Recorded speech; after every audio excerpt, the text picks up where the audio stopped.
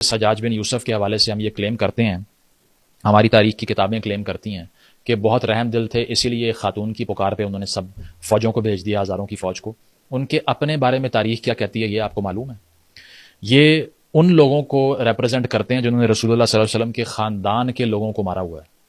ہاشمیائٹس کی بات کر رہا ہوں، آپ کو شاید علم نہ ہو لیکن 692 میں عبد المالک مروان کے انڈر، جو کہ امید کیلیفیٹ میں لیڈ کر رہے تھے، 692 میں انہوں نے 7 سال تک خانہ کعبہ کا محاصرہ کر لیا تھا، دیواریں گرا دی تھیں خانہ کعبہ کے اطراف کی حملے کر کر کے۔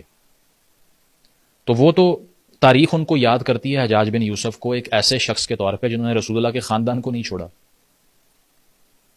اور دوسری چیز یہ کہ بے دریغ حملے کیے، بروٹیلٹی کمٹ کی۔ 1% اگر آپ مجھے دکھا دینا کوئی ان بائسڈ ہسٹوریکل سورس جو حجاج بن یوسف کے بارے میں یہ کہتا ہے کہ وہ رحم دل تھے۔ He was a pure Machiavellian figure, جہاں سے طاقت ملتی تھی لے لیا کرتے تھے، بروٹیلٹی کرنی پڑتی تھی کرتے تھے۔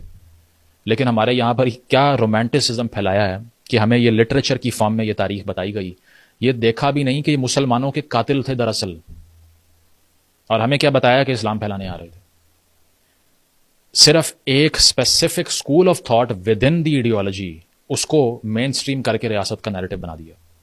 جا کے پوچھیے اہل تشیع سے یا اور لوگوں سے، یا کچھ اور بہت سے اور فرقے بھی ہیں جو کہ سویئرلی انٹیگنائز کرتے ہیں یہ ساری قاسم والی کہانی کو، کیونکہ وہ کہتے ہیں کہ جو سادات تھے دراصل جو عرب سے ریفیوج لینے کے لیے آئے تھے حجاج بن یوسف سے بچ کے، ان کے حملوں سے بچ کے، انہیں تو پناہ راجہ دائر نے دی تھی سندھ کے اندر کہ آپ یہاں رہ لیجئے، اور غصہ ہی یہ تھا اس کو۔ بہت سے لوگ یہ کلیم کرتے ہیں۔